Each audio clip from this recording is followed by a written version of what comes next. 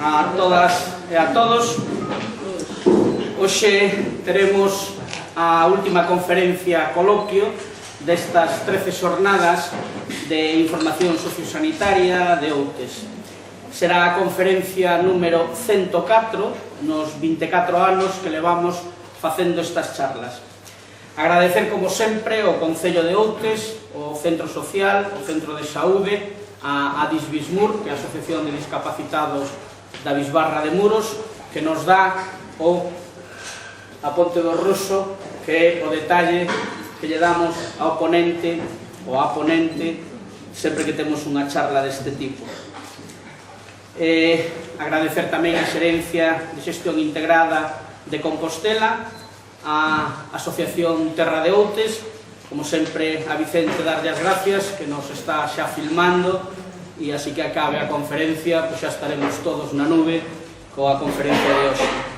E a Sociedade Galega de Xerontoloxía e Xeriatría, agradecendo especialmente a Miguel, que me consta que fai un par de horas, non sei por onde está, Miguel, que hai un par de horas estaba en Redondela e en estes momentos está aquí con nós. Entonces, que colaboren con nós nesta aventura apaixoante que permite acercar os especialistas e as especialistas en diferentes materias á cidadanía. Agradecer tamén a presenza, que me consta tamén que están por aí, dos alcaldables de Outes, que sabemos que o domingo temos que ir a votar, e bueno, por aquí sei que están tamén. Pois, como sabedes, o Concello tamén participa na organización deste evento. Tal e como está nestes momentos a atención primaria en Galicia, onde a masificación dos pacientes nas consultas é evidente, onde non se poñen sustitutos que corresponderían, os compañeiros teñen que facer o seu traballo, os dos que faltan, onde as listas da garda para ser visto polos especialistas son excesivas, cada persoa que o vive o sabe. Temos a posibilidade, o último xoves de cada mes, nos 8 meses que ten o curso escolar, de ter a unha persoa cercana, a un especialista que pode, sin prisas, explicarnos o tema do que falamos en cada conferencia coloquio. Isto último, o propio coloquio, dá pé a que a xente poda interpelar o relator ou relatora de turno que considere e pode profundizar en temas que, como o de hoxe, son difíciles de explicar nunha consulta ordinaria de atención primaria. E incluso, canto máis buscas, máis difícil de explicar é. Hoxe contamos con un ponente de luxo, o profesor Anxo Carracedo Álvarez, catedrático en Medicina Legal da USC, experto internacional en xenética, licenciado en Medicina pola Universidade de Santiago de Compostela no ano 78 e doctor en Medicina pola mesma universidade en 1982, ambos con premio extraordinario. Foi director do Instituto de Medicina Legal da USC dende o ano 94 ata o ano 2012, director da Fundación Pública Galega de Medicina Xenómica dende o ano 99, director do Centro Nacional de Xenotipado do Instituto Carlos III desde 2002, xefe do grupo do CIBER de Enfermedades Raras e do Instituto de Investigación Sanitaria de Santiago de Compostela.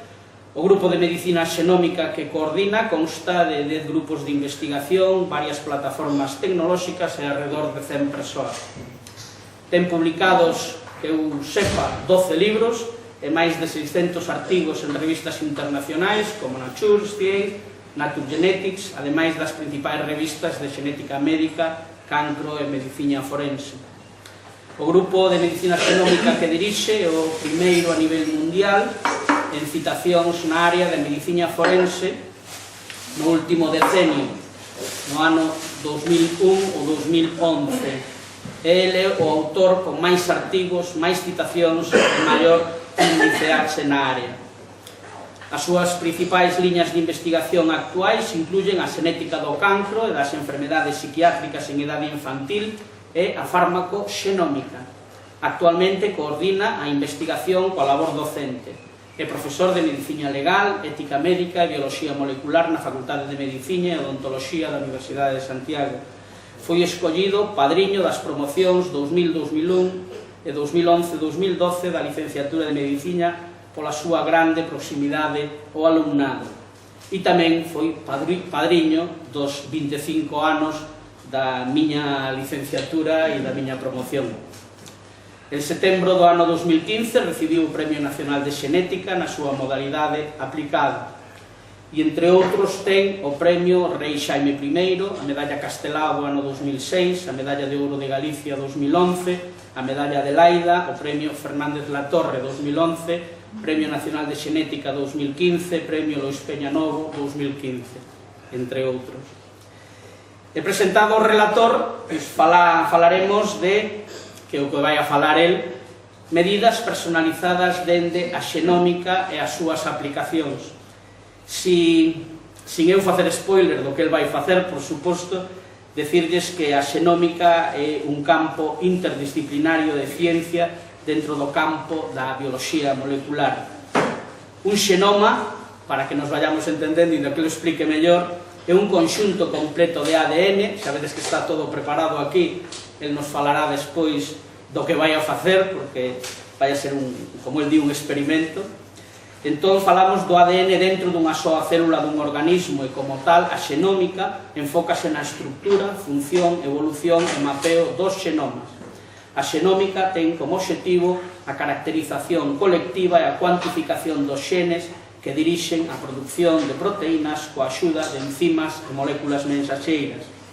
O Grupo de Medicina Xenómica é unha unidade de investigación conxunta formada principalmente por investigadores da Universidade de Compostela, da Fundación Pública Galega de Medicina Xenómica, do Instituto de Investigación Sanitaria de Santiago e do Centro de Investigación en Rede de Enfermidades Raras. As principais liñas de investigación comprenden a xenética forense, poblacional e evolutiva e a xenética de enfermedades complexas, así como a mellora continua das tecnoloxías e metodoloxía analítica empregadas en xenómica. E, sin máis preámbulos, dándovos, por suposto, as grazas a todas e a todos por estar aquí hoxe, deixovos o que eu considero que será o futuro Premio Nobel de Medicina, o profesor Anxo Carracedo. Moitas gracias.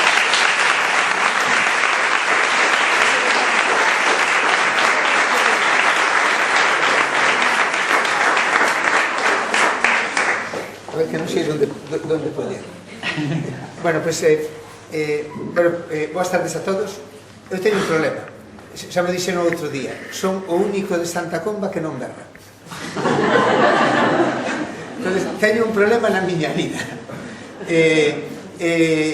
A ver como fago para que me escoitedes e me entendades todos. Tedes que estar moi calado porque eu berrar máis non podo. Eu quería, a verdade, primeiro que estou encantado. Gracísimas pola invitación, para min é un placer grandísimo estar con vos. É un momento de tranquilidade e de alegría do día, podedesme creer. Gústame moito ver a toda a xente, particularmente a xente máis nova, que está dese segundo bacharelato, primeiro. Terceiro da ESO, pois mellor. Os que me dan máis pena son os de segundo de bacharelato, que teñen un ano de máis estrés da súa vida. E a verdade é que tedes todos o meu organismo e preparadovos para o que vos espera, se non somos capaces de cambiar o sistema educativo. Eu vou falar dun tema complicado. En último momento decidín que facíamos aquí un experimento científico. Outra alternativa é comer as fresas que teño e beber champán. Pero é facer un experimento científico para que de forma práctica un poquinho que podades ver se sabe o experimento, o que facemos no laboratorio e que é isto da xenómica e que é isto do ADN. Para elo, gracias Elvira por todo o que fixeches, porque en 2 minutos arranxou todo, fomos ao supermercado, collemos todo o que nos facía falta para facer o experimento. Eu teño a presentación que teño é toda, prácticamente toda, en inglés. É a mesma que lle din fai pouco a oncólogos. De modo que non sei se a poñerei toda, pero si unha primeira parte polo menos para que a idea entendela. Pode entender igual un especialista, un médico, un especialista ou nenos ou xente da rúa, porque é cuestión de facerse entender. E como é cuestión de facerse entender, calqueira cousa que digo que non se entenda me preguntades, porque o máis bonito que hai no mundo é preguntar, é falar, porque a maneira de entender é facerse entender e poder ir así. Bueno, o primeiro a ver se sou capaz de saber como funciona isto. Hai algo abaixo ou arriba? enfoca ao chisme negro. Aí está, xa estaba pasando. Bueno, non miredes para as diapositivas. Este é o primeiro, mirade para mí. As diapositivas vou nas utilizar. Bueno, é que vou a poñer dúas, porque se non mirades para as diapositivas xa la vai a cousa. Mirade, o tema de medicina persoalizada é un tema moi novo na medicina, unha revolución imparable e un cambio de paradigma enteiro. E quero que entendades ben de que vai. E non vos pensades que é unha cousa nova, leva moitos anos. De feito, foi cambiando os nomes. Antes chamábase farmacoxenómica, farmacoxenética, foi cambiando. Agora chamase medicina personalizada ou de precisión. Quere decir facer unha medicina que non é que teña en conta como é cada un e como é a enfermedade que ten. Non pensar que a enfermedade é a mesma cousa, o individuo e somos todos iguais, que non somos. Trátase desto, de facer as cousas máis para cada un, para ter mellor resposta. Aí va. Mira, non poño nada, pero vou quedar con unha bonita. Vou quedar con esta, porque ademais hai outros problemas polo medio. Nada, non hai diapositivas. E máis, para evitar tentacións,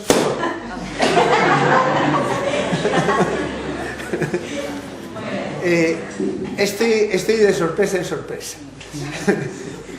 Mirade, porque así conto mellor. Todo empezou con un problema. Levamos tempo traballando os científicos nesto de aquí, pero o problema partiu dos cantos da industria farmacéutica, que se atoparon con un problema. Cando vedes un fármaco que se vende nunha farmacia no mercado, antes pasou por moitos procedimentos, porque para que un fármaco se aprobe teno que aprobar unhas estructuras que se chaman organismos reguladores. En Europa chamase EMA, Axencia Europea do Medicamento. En Estados Unidos chamase FDA, Federal Drug Administration. Únicamente se aproba por comisións que son nas que eu traballei, por certo, e que son rigurosísimas, aquelo que é máis eficaz que o que hai ou que fai menos dano, que ten menos efectos secundarios. Cando é así, se aproba, independentemente do que coste. Eso non o valora a xencia. A xencia o que valora é: isto vale máis que o que hai e fai menos mal. Hasta aquí entendido. A industria farmacéutica gasta moitísimos cartos en chegar con un fármaco ao mercado. E leva moito tempo de investigación e de traballo, de ensaios clínicos. Costalles moitísimo. E de repente atopáronse con un problema. É que consiguen facer os fármacos antiguamente, caían moito cando se estaban investigando porque tiñan problemas de toxicidade. Ainda así non deixa de ser un problema, pero agora os químicos poden facer virguerías e poden facer que estes problemas que tiñan os fármacos prácticamente non teñan, pero atopáronse con outro problema, é que chegamos como a un 60% de eficacia e daí non subimos. Temos unha eficacia media, co que estamos na medicina, do 60%. Igual pensabades que era máis, pero o 60% é bastante, porque imaginadevos que fai nada non tiñamos nada, hasta que apareceron os antibióticos e a nosa eficacia terapéutica era cero. Pero o problema é que iso chegou así e agora por máis que fagamos non aumentamos. Eles dixeron: temos un problema, porque eles queren poñer fármacos no mercado para vender, non teñen outra intención, pero tamén é o seu traballo, é como funciona o sistema. Claro, por que non funcionan máis? Non funcionan máis por unha cousa que ides entender ben, porque o problema é do que chamamos enfermedade e o que é enfermedade. Se vos digo eu que é a fiebre, unha enfermedade ou un síntoma, que me decides? Tamén din os de medicina, tamén din os médicos. E se vos digo que é hipertensión, a esquizofrenia, o asma, a diabetes, que me decides? Síndromes ou enfermedades, tanto me ten. E digo, por qué? Unha pregunta moi boa para vos, preguntarvos sempre o porqué das cousas. E o que vos din, si é verdade. Por qué?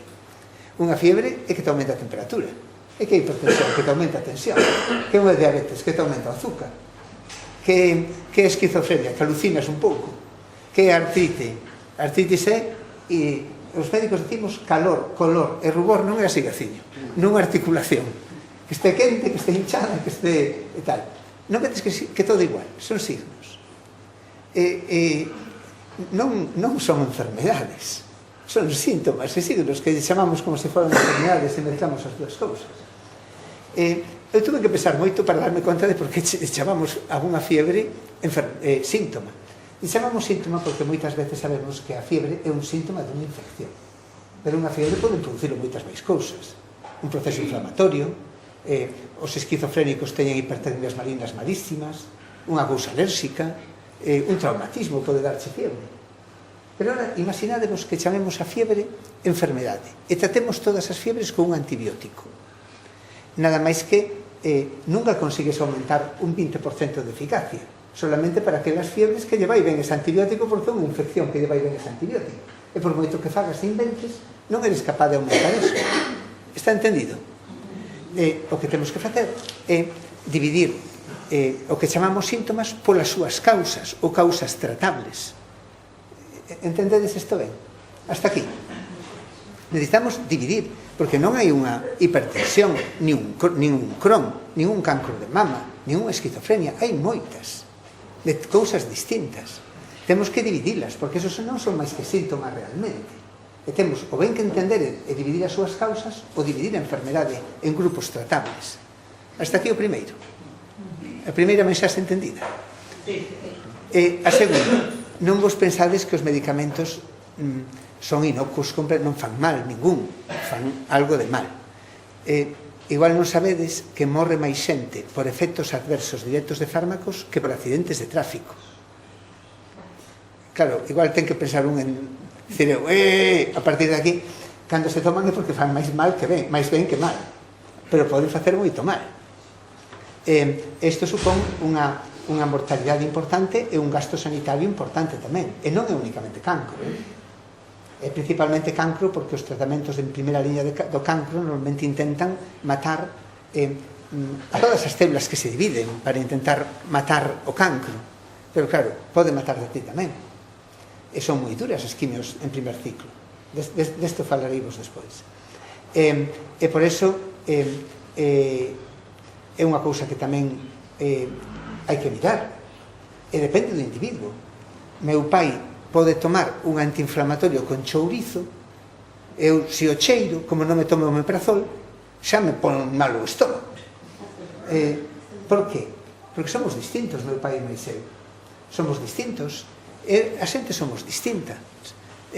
Metabolizamos os fármacos de forma distinta, somos diferentes. Isto tamén podemos mirar. En definitiva, hasta agora, a enfermedade non é unha cousa sola, son moitas, e hai que dividila en causas. Nós somos diferentes e respondemos diferente ás cousas que tomamos, e temos tamén que ter alguma maneira de identificar os que responden mal ou responden ben. E para isto necesitamos unha cousa que chamamos biomarcadores. Necesitamos fundamentalmente o que entendemos está nos xenes. Mirar xenes, porque se meu pai vaille ben o medicamento e a min non, é que algo temos distinto no noso ADN. Entonces, como casi todo o que temos de biomarcadores é de xenómica e no ADN, e logo xa vos sigo contando, teño que vos contar primeiro que é o ADN, e que é mellor que contalo que velo. Hasta aquí todo ben. A verdade é que falar sin diapositivas non deixa de ser complicado, porque, sabedes por qué? Porque non teño chuleta, pero bueno, mellor xa de improvisar. A ver, como vos explico o ADN? Mirade, o ADN sabedes que estamos feitos de células, que son pequeniñas de todo. Teño que escribir. Bueno, tamén máis vale que non escriba, porque me recordaba Leciño que tal como escribo, mellor que non escriba. Pero estamos feitos de células. Todo está feito de células, todos os seres vivos. As células son pequeniñas, microscópicas, non as vemos. No núcleo das células, dentro das células hai como unha capsuliña, que se chama núcleo. Ali está metido o ADN dentro. Vale. O ADN é a molécula da vida. Todo o que ten vida ten ADN e o que non ten vida non ten ADN. É a definición biolóxica de vida. Un plástico ten ADN? Unha pedra? Unha miñoca? Un ourizo? Un carballo? Sí, porque ten que ter vida, ten vida. Medra, salen as follas, ten que ter instruccións de eso. Unha bacteria tamén ten vida. Nós tamén temos vida, temos que ter ADN. É como se fora un libro de instruccións que define todas as formas de vida. É un libro que entendémolo ben, hoxe en día, e podémolo ler. Está escrito con un alfabeto que son 4 letras, A, A, T, A, C e A, G. Nos lémolo así. Empeza o libro e di A, T, T, T, A, C, T, G, T, C, A, T, T, T, T, T, vai dicindo así. E vai dicindo, por exemplo, o noso libro, que se nos fagan os ollos, que se nos faga o pelo, que se faga o corazón, que se faga a hemoglobina. Todos os capítulos que dan instruccións chamámoslle xenes. O noso ADN ten aproximadamente 20.000 xenes. É un libro como a Catedral de Santiago de grande. Ten 3.300 millóns de letras. Diredes, como cabe unha cousa tan pequeniña ali? Bueno, tan pequeniño depende. Sabedes canto mide o ADN dunha das nosas células? Dadevos conta que as células non se ven, e que isto está no núcleo das células. Pois alucinade, mide máis que a min, porque un fío moi estreito e moi largo, mide 2 metros. Todo o noso ADN das células do noso corpo dá para ir á lúa e dar a volta 6 veces. E se tuéramos un microscopio, que non o hai, porque non hai tan grandísimo, temos que facelo con química, podemos ler desde o primeiro do libro A, T, A, C, T, T, T, A, C, T, T, T, todo así. Vale. O primeiro que quería co ADN é velo. Si podese ver. Diredese como se pode ver, porque ainda que se as células non se pode ver, isto está ali metido. Bueno, está metido como a presión, e non deixan de ser fíos grandes. E vamos a intentar sacalo dunha fosa. Parece vos ben?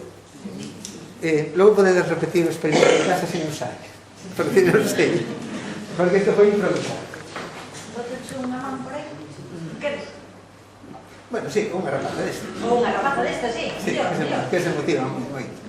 A ver, colledes unha fresa. Bueno, collemos unha fresa por ali que había moitas froitas distintas. Podedes coller, se queredes o vosso ADN, de onde o quitaríades o voso ADN? Podes ir traballando, Ali hai unha batidora, bate eso. Non sabes batir eso, pom, pom, pom. Nunca batistes unha cousa.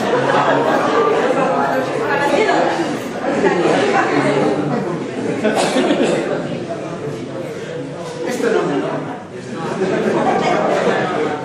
Venga.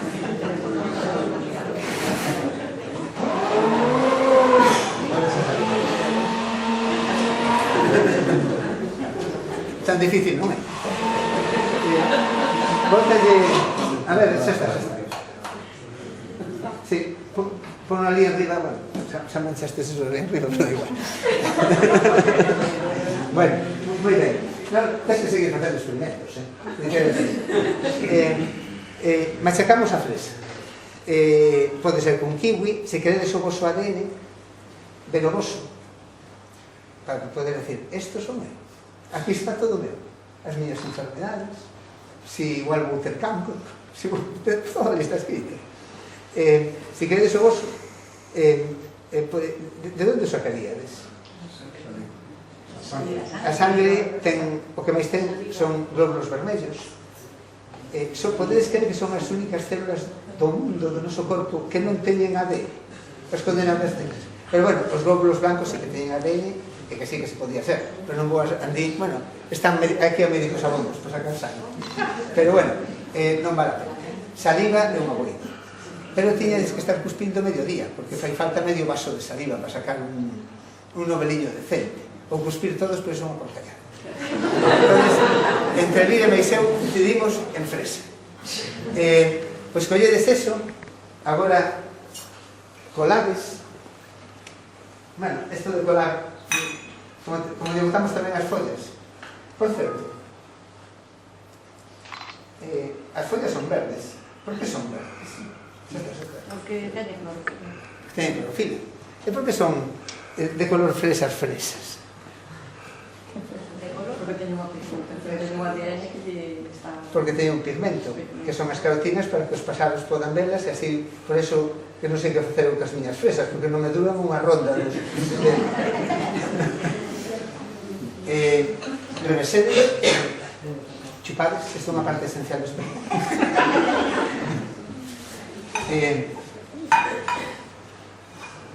Espera, onde ponemos isto porque non manche? Hai aquí papel, que sabes que... Vale, pois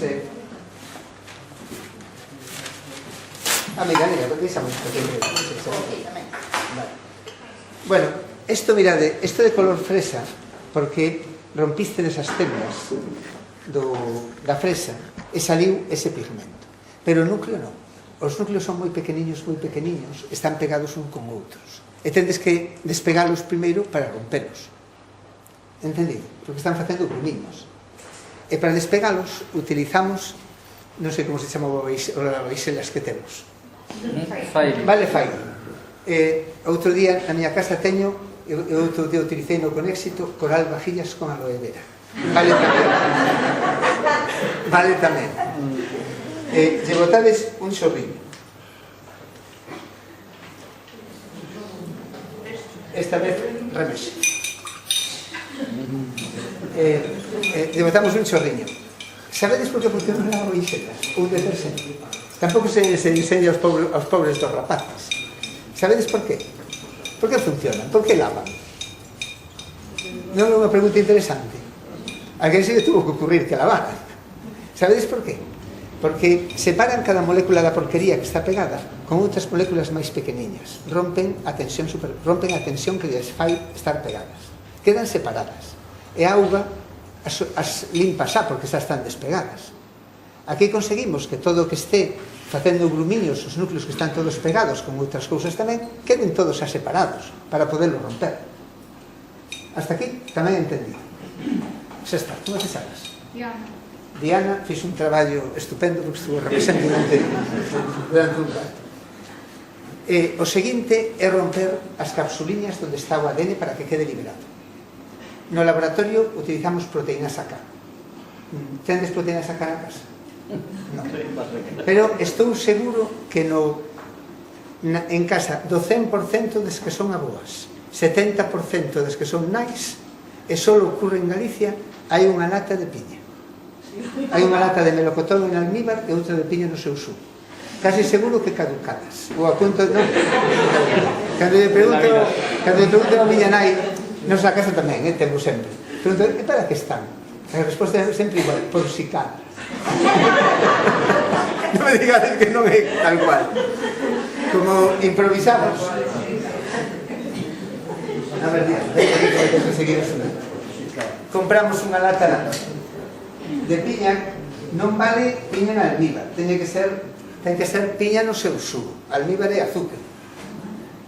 Porque ten unha sustancia que se chama papaína que rompe as proteínas, debe ser moi digestiva. Entonces, botamos, traeme eso de aí, e botamos un pouquinho, así, e remexe. Isto rompe os núcleos e liberouse o ADN. Hasta aquí tamén, perfecto. Xa está. Agora ven a parte delicada do experimento e a que pode sair mal. Para isto necesito tamén, bueno, a túa axuda tamén. Bueno, a ver, aguántame aí. Se tedes un tubo, millor. Se tedes unha copa ainda máis estreita que esta, millor. Pero esta debe valer. Non sei se será demais. Creo que me pasei de cantidad. Pero bueno, botadeslle un pouquiño como un dedo do líquido este tratado co lavabaixelas e co sugo da piña. E agora te botades con cuidado outra cousa que hai en todas as casas, e que aquí vou precisar a non está aberto, que é alcohol etílico de 96 grados. Tampouco sei moi ben para que se quede, porque tamén hai betadine, e tamén por si cala, ou para limpar unha mancha que nunca se limpa. É unha tradición galega. De verdade, unha vez en Cataluña dixen isto da piña e miraronme como se fora un extraterrestre. E dixen, pois ali temos sempre unha lata de piña. Entonces, se botades isto polo borde,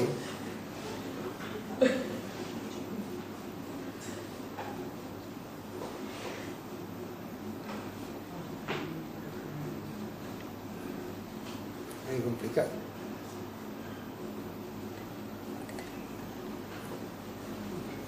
Esperades un momentiño e veredes como uns fíos blancos, un noveliño, un ovillo blanco, empeza a subir. Non vedes? Como subir? E vai subir máis. Eso é o arriba. O que está aquí arriba flotando. Podes lograr, vamos facer outro experimento con un cacón.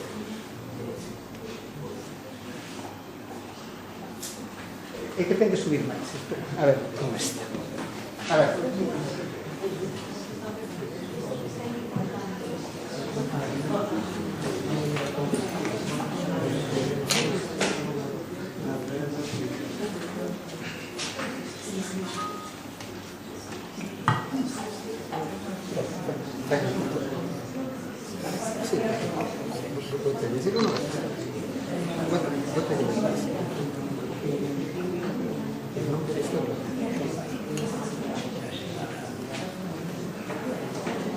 Mirade, a ver se o podedes ver ben. Porque deben salir muitísimo máis. Non vedes salir un montón de cousa blanca que está saindo casi como se separa da fresa. Porque é como empeza a subir. Vedelo ben? Por lá.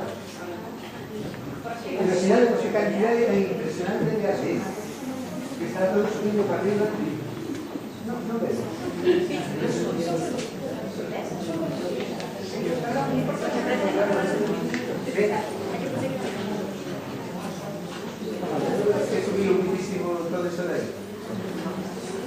Bueno, como podedes facer todo na casa, Diana, veña, fai máis. Toma todo. Hai outra copa. Traigo alguma máis deste. Se alguén quere facer a ben. Ou podo seguir falando. Bueno, gustou-vos? Sí. Pois, bueno, pode ser. Logo ao final, se quere alguén probar, aquí Elvira ten máis copas. Entonces cada un pode facelo para probar, se quere velo. Vale, porque un tubo máis estreito sai máis espectacular. Pero o único que flota no alcohol que temos aí dentro dunha célula é o ADN. E así facemos tamén no laboratorio, igualiño. E logo metémonos en máquinas para ler as letras. Hasta aquí todo entendido. O libro decía eu que é como un fío. En realidad son como dous fíos que están enrollados un con outro. Para os de decir, o que se chama a doble hélice, que é o que son medio mariñeiro, que son máis de louro que de Santa Comba. Isto de doble hélice non entende ninguén. Pero sei que, non sei por que non dixeron os premios Nobel que inventaron a estrutura do ADN, que foron Watson e Crick, como non dixeron que eran dous fíos enrollados un con outro, que é máis fácil de entender. Os dous fíos teñen a mesma información, porque sempre enfrente dunha A hai unha T e sempre enfrente dunha C hai unha G. As palabras son de 3 letras. Por exemplo, ATT, TAA, e claro, AAA e TTT din a mesma palabra. O sea, as palabras dos dous fíos son iguais, dan a mesma información. Hasta aquí se entende. O fío apareceu na Terra pouquiño tempo despois de que a Terra se formou. Sabedes que hubo un Big Bang, explotou, apareceu o universo, apareceu o Sol, apareceron os planetas. A Terra apareceu fai 4.500 millóns de anos. Fai 4.000 millóns de anos apareceu a vida, apareceu na Terra o ADN. Non se sabe ben como apareceu. Hai xente que defende que veu de fora. Por iso hai tanta xente que está buscando ver se hai vida por ali fora. Eu non o creo, porque está feito do máis común que hai na Terra, que é carbono, oxígeno, hidróxeno e nitróxeno. A mí dá a impresión de que é máis fácil que se formar aquí, e non é difícil de facer o ADN. De feito, no laboratorio podémoslo facer facilmente. E claro, ora imaginadevos o caso que apareceron os dous fíos. Os dous fíos é fácil que se separan. E se por ali hai as césegues dun fío, saen dous, e de 2, 4, e de 4, 8, e de 8, 16. Eso é a vida. A vida que é a capacidade que ten esa molécula para poderse dividir. E así empezou a vida. Apareceron as primeiras bacterias, que lle chamamos arqueobacterias. Se dividían, era unha vida aburrida, pero era vida. E o libro da vida decidiu facer dúas instruccións moi raras. A primeira foi a morte. Decidiu que había que morrer. Diredes, por qué? Hombre, a vida era aburrida, pero era vida. Morrer é que se non morréramos non habería vida, porque esa primeira célula, se nada cambiara, había un cambio climático, morrían e xa estaba. Eso entendedes. Pero ídelo entender millor en xente como nós. Os organismos primeiros tiñan unha célula, pero pronto aprenderon que tamén traballando moitas células de forma organizada funcionamos bastante ben. Son os organismos que chamamos pluricelulares, que temos moitas células como nós, ou como os carballos, ou como as miñocas. E ali, no libro, programouse moi ben as instruccións de morte de cada célula. Científicamente chamamos de apoptosis e cousas raras, pero para o que entendades ben, unha célula, imaginadevos un glóbulo blanco. Cando chega aos 120 días, un día antes activas un capítulo e di glóbulo blanco, quédache pouco, vaite preparando. Ou igual que está moi estragado, imaginadevos unha célula da pel que lle dou moito sol e di célula, ainda te quedaban 20 días, pero máis vale, estás feita polvo, tes que ir morrendo. Actívase outro e di célula, douche 4 horas, e as 4 horas outro que lle chamamos petén, que di célula, morre, e a célula fai plof e morre. Imaginadevos que falle un capítulo de morte celular e que a célula non poda morrer. Eso lle chamamos cancro. Non é máis que eso. Normalmente unha célula bella e rara temos un sistema que nos protexe do raro, das infeccións, das bacterias, e normalmente as ataca, pero igual que colles unha gripe, ás veces escapan. E xa tes liado o problema. Entendedes tamén hasta aquí ben o que é o cancro? É importante que as células morran, porque se non morreran, o vosso cerebro, que non se divide en tantas células, da media idade que hai aquí, pasaría de 400 kilos. E os vosos intestinos pasarían de 800 kilómetros. As células teñen que morrer. Pero claro, sabedes que a morte do individuo e a morte das células é consustancial á vida. Pero tamén diseñaron outra cousa moi curiosa, é que de pais a fillos, e tamén cada vez que a molécula se divide en cada división celular, cada vez que se divide unha célula, sempre temos un fío do pai e un fío da nai.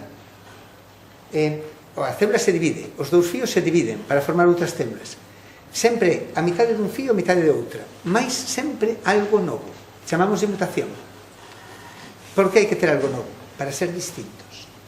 Porque se unha especie fóramos todos iguais, ve un cambio climático, ve un tóxico e morren todos. Ten que haber xente distinta para que podan sobrevivir. Eso foi a razón da vida. É un mecanismo que hai en todas as formas da vida. Foi polo que a partir desa primeira molécula apareceu toda a diversidade de vida que vedes na Terra. Porque se foron seleccionando. Mutación e selección é a causa do que vemos. E se considerades a vida na Terra como un día, que tal o experimento? Se consideramos a vida na Terra como un día inteiro, nós, o ser humano, levamos aquí menos do último minuto. Non levamos nada, levamos 200.000 anos. Vos estou falando dunha vida na Terra de 4.000 millóns de anos. Aparecimos en África, descendentes de outros primates, e finalmente nos espallamos por toda a Terra. Ainda temos moi poucas diferencias entre nós, porque somos unha especie moi nova. porque as diferencias entre nós son mutacións que nos vai facendo o pelo rubio, os ollos de outra maneira, o nariz de unha maneira, as nosas diferencias que temos. Pero ao ser unha especie tan nova, aínda acumulamos moi pouca variación entre nós. Parecevos que moita, pero dúas abellas, xa non digo dúas ovellas, dúas formigas, dous carballos, diferencias moito máis entre eles que dous humanos entre nós. Imaginadevos, pero parecenos que non, porque miramos moito entre nós e pouco para as formigas, menos miña filla que mira máis para as formigas que para os mozos. Imaginadevos dous chinos a que son parecidos. Son parecidos, distínguense máis, son máis distintos xenéticamente e físicamente, por tanto, dous chinos entre eles, non que dous de nós, que dous europeos de Suecia a Italia entre nós. Pero que pasa? Miramos moito para nós e miramos pouco para os chinos. Preguntadelle a un chino que nacera na China como nos ve a nós. Cagados, como os distinguides? Porque miran para eles e non miran para nós. Sempre miramos para nós.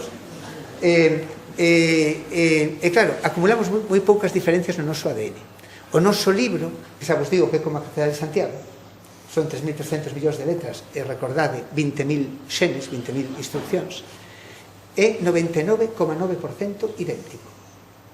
E as diferencias entre nós son máis diferencias entre individuos que entre poboacións ou que entre continentes.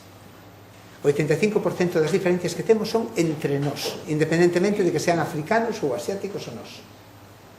Esta é outra cousa importante, porque unha cousa que nos ensina a xenética é eliminar o concepto de raza. Isto non existe. As nosas diferencias son particularmente individuais. Pero, ainda así, nas partes do libro, hai dúas partes do libro nas que temos un poquinho máis de diferencias. Unha é no libro 6, porque o libro son 23 tomos. E no libro 6 temos os HLA, que son os sistemas que nos defenden das infeccións. Ali variamos máis. Sobre todo, a xente que vive en rexións tropicais da Terra varía moito, porque hai que variar ali para defenderse de bichos que tamén cambian e que tens que defender dos seus ataques. E por iso é tan difícil moitas veces facer un trasplante, porque para ter o mesmo grupo HLA é difícil encontrar un compatible, porque ali variamos bastante.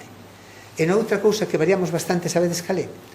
Nas partes do libro que eliminan os produtos que comemos. Chamámoslle enzimas metabolizadoras. Nos, cando andando pola Terra, vivimos en África hasta fai nada. Estuvimos en África hasta fai 60.000 anos, 70.000 anos. Saímos de África. E claro, tíamos que comer. Comíamos o que podíamos.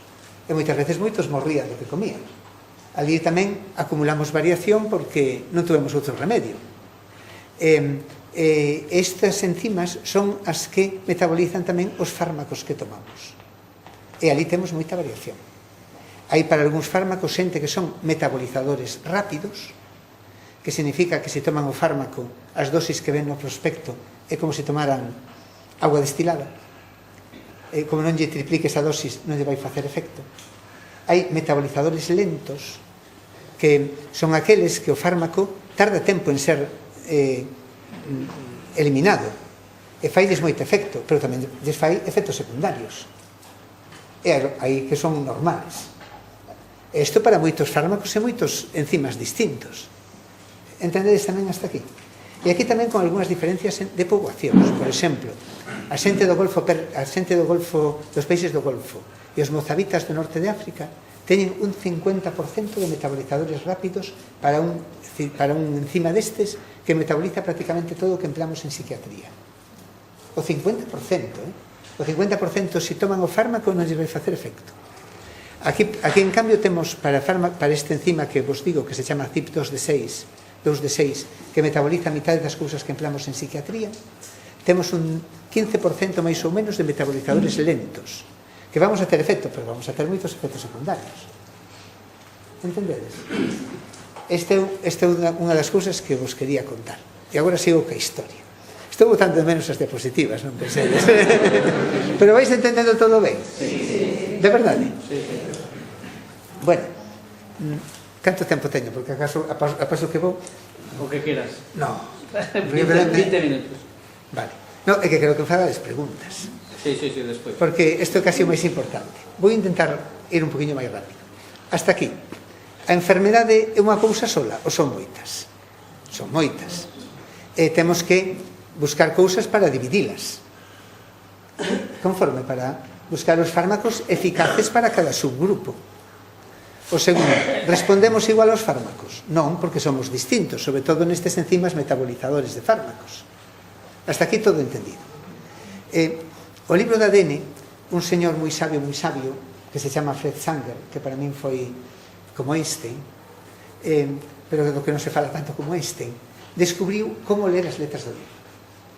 Isto falaba antes con Gaciño, que descubriuno cando rematamos nosa carreira. 3 anos máis tarde deronlle o seu segundo premio Nobel de Química. Porque imaginádevos, se ali podes ler o libro, ali está a base de entender a evolución, de entender todas as formas de vida, de entender a enfermedade, de entender o cancro, de entender todo. Claro, xa se vía que aquilo iba a ser impresionante. Deronlle por era un señor humildísimo. Imaginadvos que levou 2 premios Nobel de Química, é o único que levou 2 premios Nobel de Química. España non tuvo ningún na historia.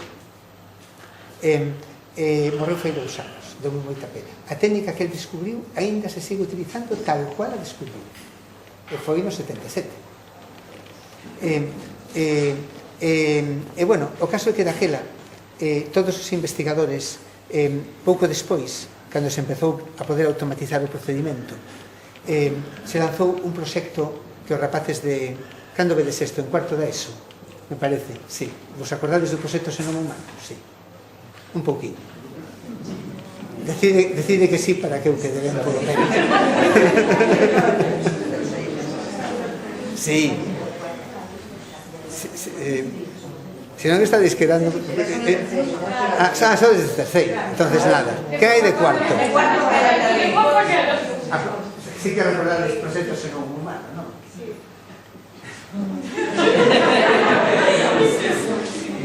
Decirte que sí, como dice función, porque se non sabes que dar mal a unha profe de biología, isto é unha boa estrategia, igual está por aquí.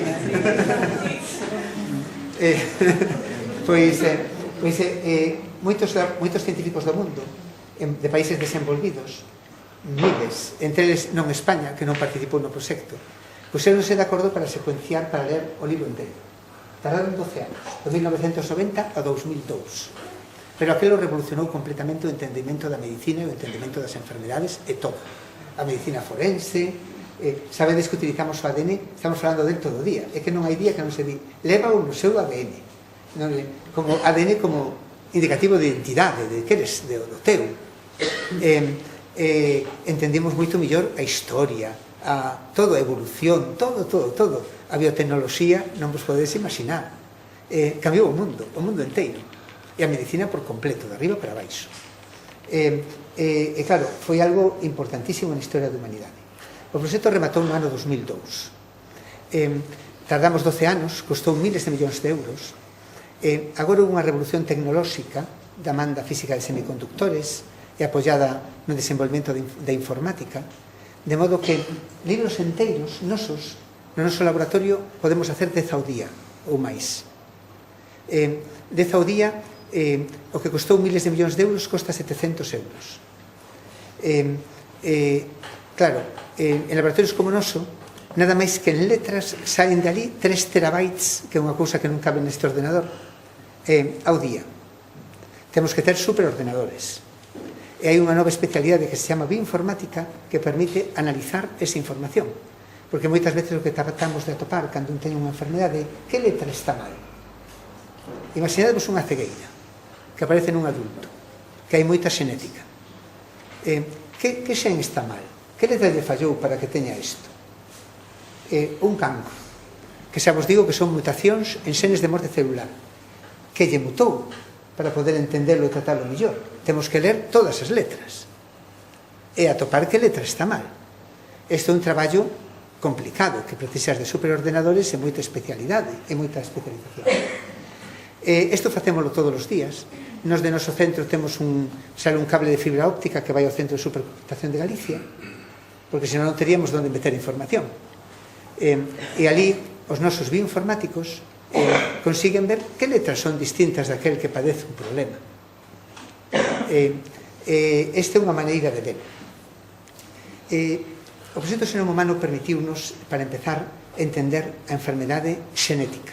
A enfermedade que son xenes que están estropeados, xenes que non funcionan, que son moitísimos. Podemos ter unha enfermedade xenética por cada xen que está estropeado, porque temos realmente 20.000 enfermedades xenéticas.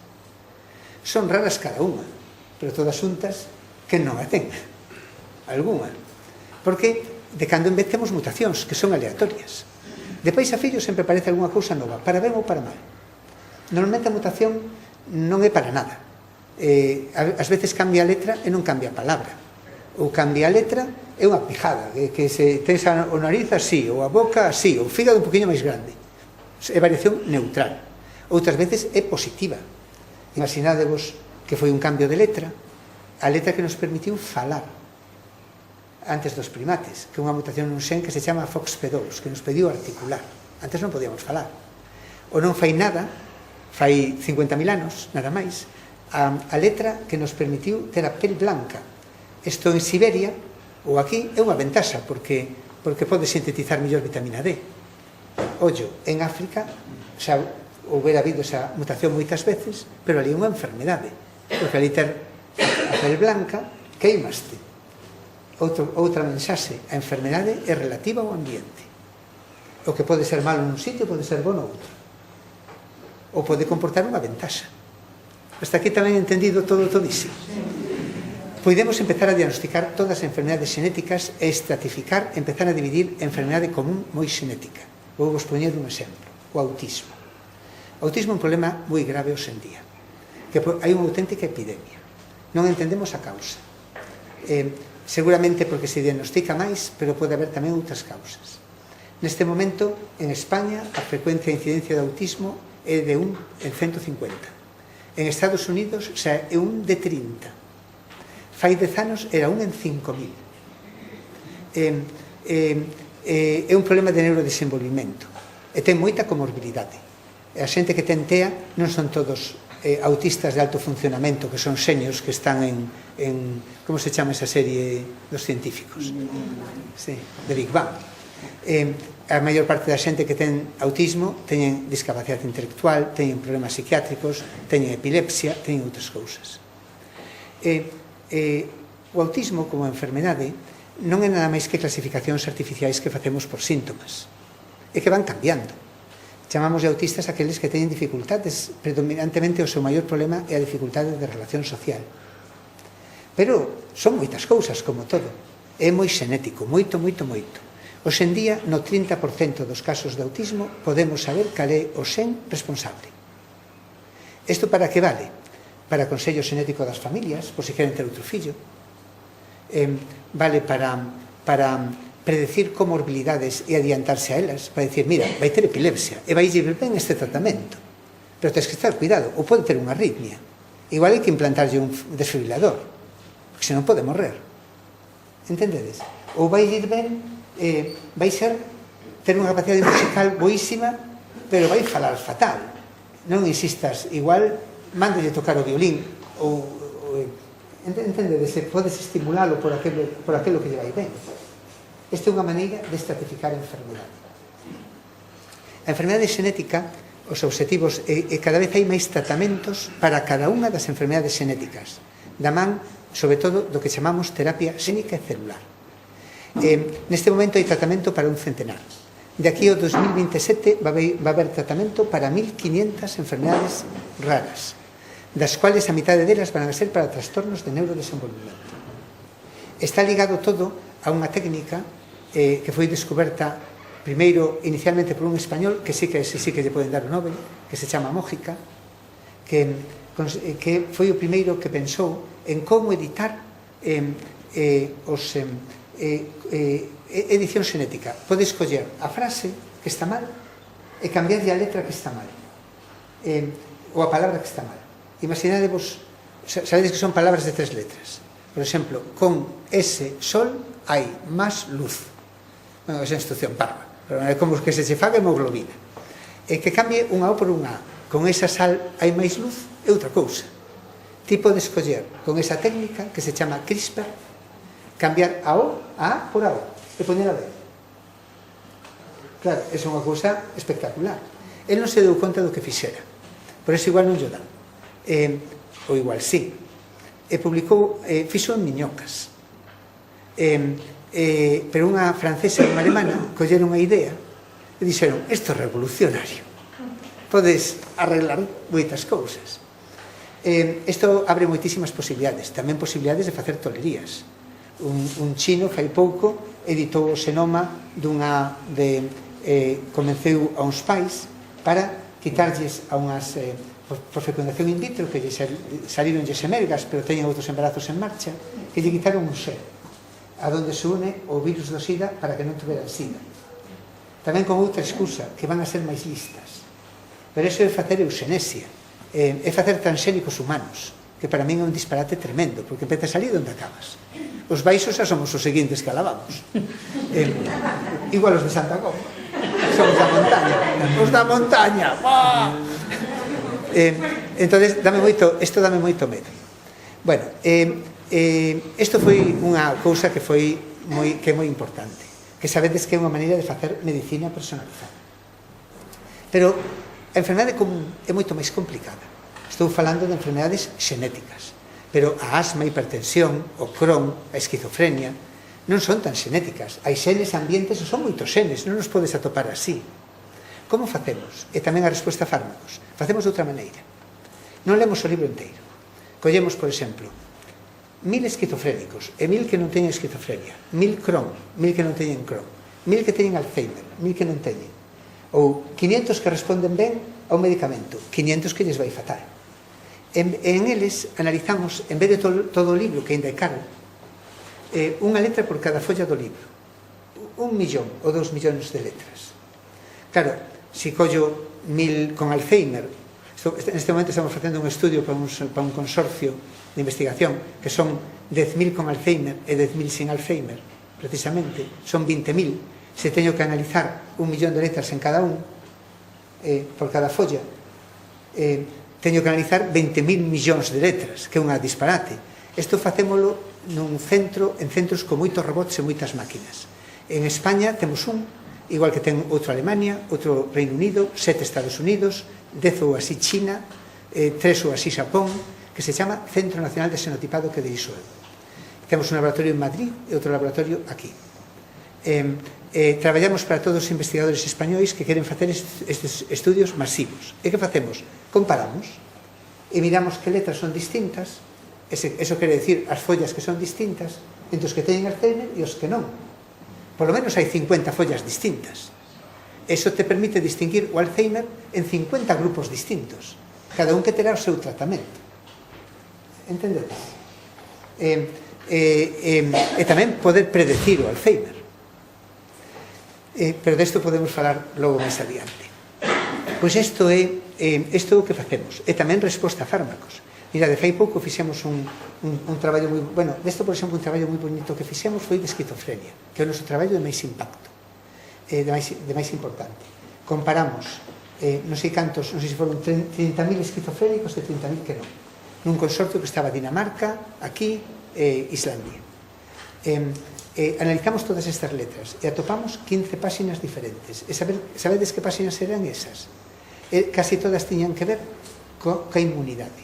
Significaba que a esquizofrenia é un problema autoinmune, como o Crohn, ou como a artrite, ou como a psoriasis, alucinado.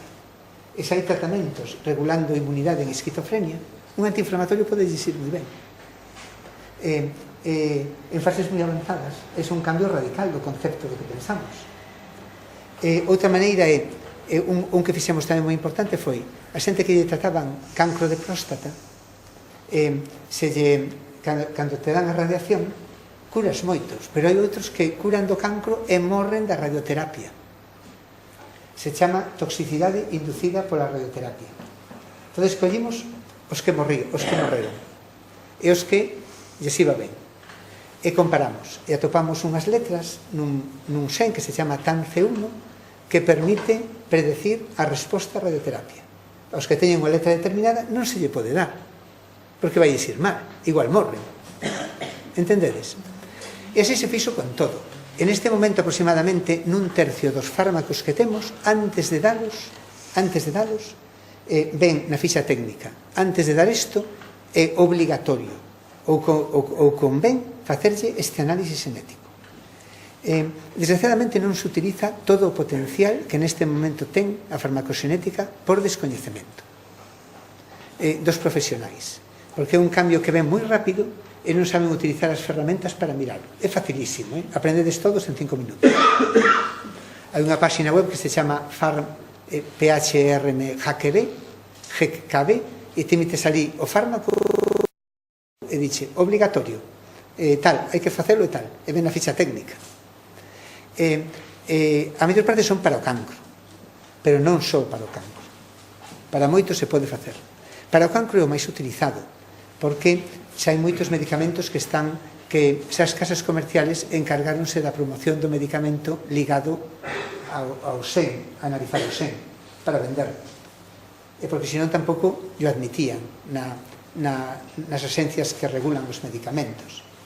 Por exemplo, a todo mundo que se lle trata o cancro de mama, que se lle dá, hai un medicamento moi eficaz que é a Herceptina, o trastuzumab, pero únicamente se lle pode dar ao 20% dos pacientes que teñen un sen que se chama HER2 que non funciona. A eses vai de ben, aos outros non lle fai nada, únicamente lles fai mal. Entón, tens que facer. E igual hai para todos os fármacos, para todos. Eso se mira previamente. Que? Se mira previamente. Sempre. Sí, en oncología normalmente sempre. Nunhas especialidades teñen que incorporar. Por exemplo, en psiquiatría, rara vez. En oncología, digamos que un 95% sí.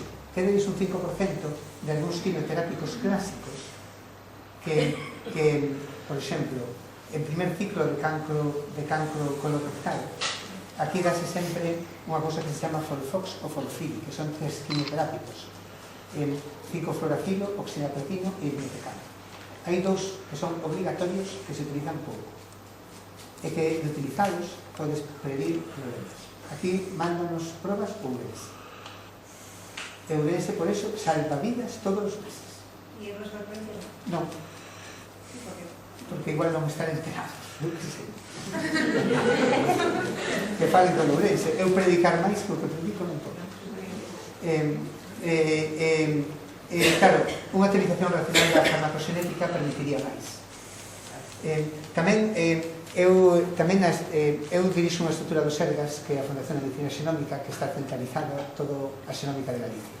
Loitei moito por ele, para que en vez de estar disperso por cada hospital, estuviera ali centralizado. E de feito somos o lugar mellor de España. Un médico, temos un problema, que deixan pedir especializada, non deixan pedir a primaria. Penso que para a farmacoxenética a primaria tiña que tamén pedir, igual que pedir análisis xenéticas, análisis de portadores. Son eles os que saben as familias. Non ten xeito que non estean incluídos nun esquema de asistencia. Isto que penso, loitarei por ele. Estou loitando, porque non ten xeito. E claro, sabedes que pasa? Que o problema máis importante é a educación. Pero temos un problema gravísimo. España é o primeiro, para empezar, é o primeiro e único país do mundo desenvolvido en vías de desenvolvemento e todo que non ten especialidade de xenética, o único. Segundo, xenética dase pouco nas facultades de medicina. Está disperso. Aquí é o único sitio onde está concentrado e estructurado. Entón, claro, falta isto. Marcadores de farmacoxenética, todo médico especializado dos Sergas, por un análisis que o máis complicado vale 80 euros, que como unha radiografía, ten no IANOS en 24 horas o perfil farmacoxenético do paciente. Por 80 euros. Por 80 euros. Bueno, é o que lle costa teóricamente aos Sergas. Eu afordo, porque non cobro. Eu dirixo todo isto, pero non cobro de Sergas, nada, pero non salario. Como un exemplo, pero non sei por qué. A miña familia din que son como sastres de vaíñas. Pero moi orgulloso. Isto facemos. E a verdade é que todo ven ainda todavía máis deprisa. Exponencialmente. Por iso a educación é cada vez máis importante. Ven fortísimo en cancro a inmunoterapia. Todo cancro xa é medicina personalizada. O éxito do tratamento do cancro foi entender molecularmente o cancro e poder parar as cousas que lle fai mal. Mira, dun cancro ten unha mutación no xen de morte celular. A célula escapa do sistema inmune. O primeiro que fai, empeza a ter mutacións. O primeiro que fai é estropear un sistema que lle permite ter máis mutacións.